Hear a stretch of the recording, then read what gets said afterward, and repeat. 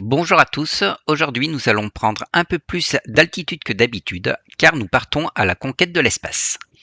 Saviez-vous que lorsque l'on veut envoyer un objet en orbite, les fusées sont souvent construites à l'envers? C'est d'ailleurs pour cela que chaque fusée est caractérisée par sa capacité à mettre une certaine masse sur une orbite donnée. Alors, que ce soit pour votre culture générale ou pour faire de la simulation, plongeons aujourd'hui dans l'univers passionnant des lanceurs spatiaux. Commençons par un exemple concret. Je veux mettre en orbite basse ce satellite d'environ 2 tonnes. Pour y arriver, j'ai deux possibilités. Soit je procède par essais successifs, soit je détermine par calcul la fusée idéale.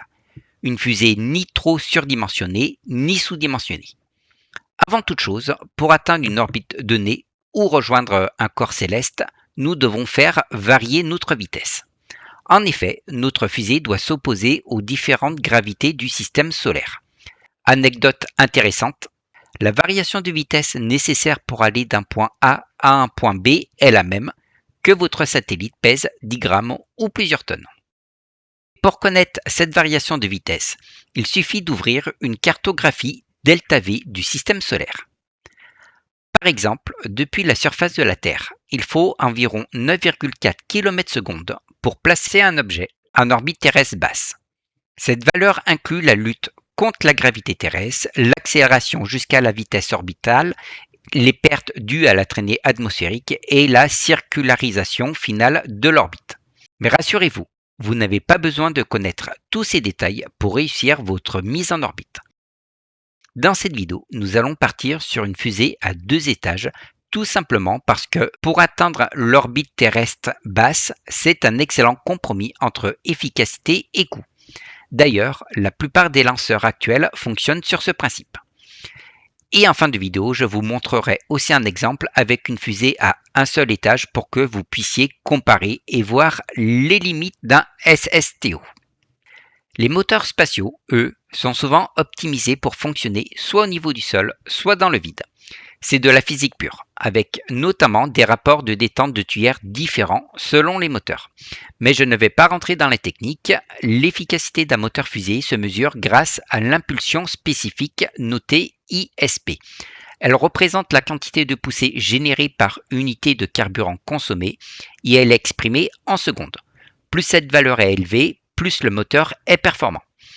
En début de vidéo, je vous ai dit que l'on construisait une fusée à l'envers.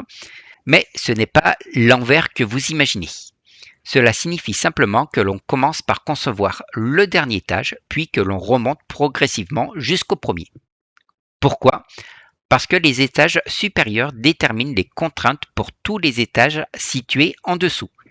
Dans notre exemple, je vais donc commencer par le second étage. Nous allons choisir un moteur avec un ISP très performant dans le vide, mais c'est là que les choses se compliquent un peu. Je vous ai dit que le delta V à atteindre est le même quelle que soit la masse de l'objet, et c'est vrai. Mais déplacer un stylo posé sur un bureau ou déplacer le bureau lui-même me demande évidemment pas la même énergie. La masse va donc avoir un impact direct sur le choix du moteur et forcément sur la quantité de carburant embarqué. Tant que nous ne sommes pas en orbite, la fusée doit lutter contre la gravité pour ne pas retomber. Si le moteur ne pousse pas assez, le satellite n'atteindra tout simplement pas sa vitesse orbitale à temps et brûlera dans l'atmosphère. En plus d'un bon ISP, le moteur doit donc avoir un rapport poussée-poids, TWR, adapté à la masse transportée. En général, on cherche un rapport poussée-poids supérieur à 1 afin d'obtenir une accélération immédiate, mais ce ratio va évoluer pendant le vol car la fusée s'allège en brûlant son carburant.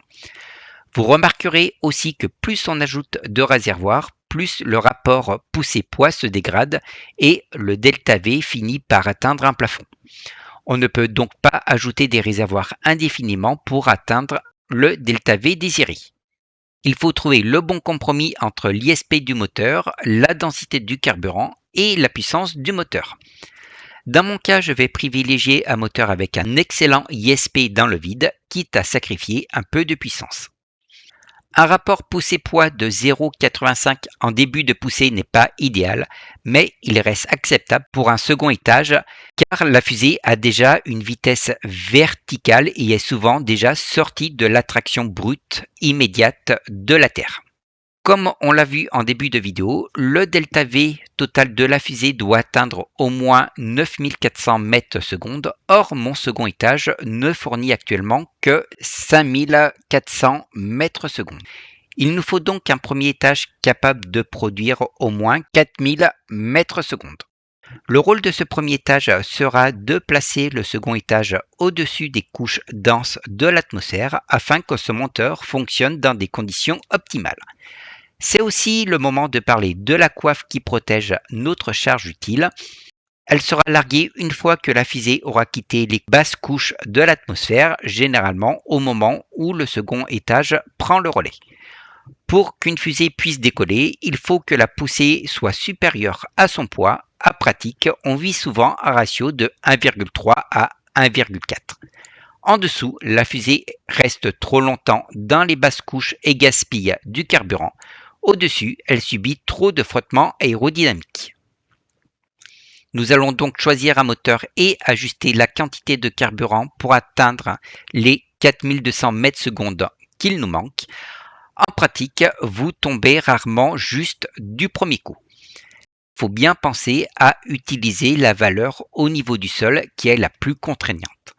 Ensuite, on ajuste le rapport poussée-poids. S'il est trop élevé, on peut réduire la puissance du moteur. S'il est trop faible, on peut ajouter des propulseurs d'appoint, exactement comme sur les vraies fusées. Une fois que vous avez trouvé votre couple delta V poussée-poids, votre fusée est presque prête à voler. Suivant si les tuyères sont orientables et l'aérodynamisme du lanceur, la fusée peut aussi avoir besoin d'ailerons pour la stabilité. Tout cela se calcule, mais ce ne sera pas l'objet de cette vidéo. Nous allons simplement ajouter 2 petits ailerons non directionnels. Et voilà, notre fusée est maintenant prête à placer notre satellite en orbite. Ce qui est intéressant, c'est qu'à mesure que la fusée prend de l'altitude, l'ISP du second étage augmente. C'est logique, son moteur est optimisé pour fonctionner dans le vide. On peut également observer que le rapport poussée-poids augmente car la fusée s'allège en brûlant son carburant. Concernant la trajectoire, chaque fusée a la sienne, mais en général, elle monte d'abord presque à la verticale sur les premiers instants, puis commence à s'incliner progressivement dans la direction de l'orbite visée. C'est ce que l'on appelle le pitch over ou inclinaison initiale en français. L'objectif est de sortir rapidement des couches denses de l'atmosphère, puis de transformer progressivement la montée verticale en vitesse horizontale. Pour les puristes, vous remarquerez que la mise à feu de mon second étage se fait en même temps que 4 petits moteurs. Ces moteurs servent simplement à maintenir une légère accélération pour tasser le carburant dans les réservoirs afin d'assurer un allumage correct du moteur principal. Certains moteurs n'ont pas besoin de ce système, notamment lorsqu'ils utilisent des réservoirs pressurisés, mais c'est encore un autre sujet. Enfin, lors de la séparation d'un étage, celui-ci est souvent désorbité afin qu'il se détruise dans l'atmosphère. Dans cette vidéo, je vous avais dit que je vous parlerai des SSTO. Donc, comme vous pouvez le voir, pour la même charge utile, j'ai fait une fusée beaucoup plus grosse à un seul étage. Le problème de cette fusée à un seul étage, c'est que même en rajoutant des réservoirs additionnels, on s'aperçoit que le delta V va stagner à une certaine valeur et que cette valeur est insuffisante pour une mise sur orbite. Le fait qu'on l'on considère que l'on va passer une partie du vol dans le vide n'y change rien puisque notre moteur initial est optimisé pour un fonctionnement au niveau de la mer.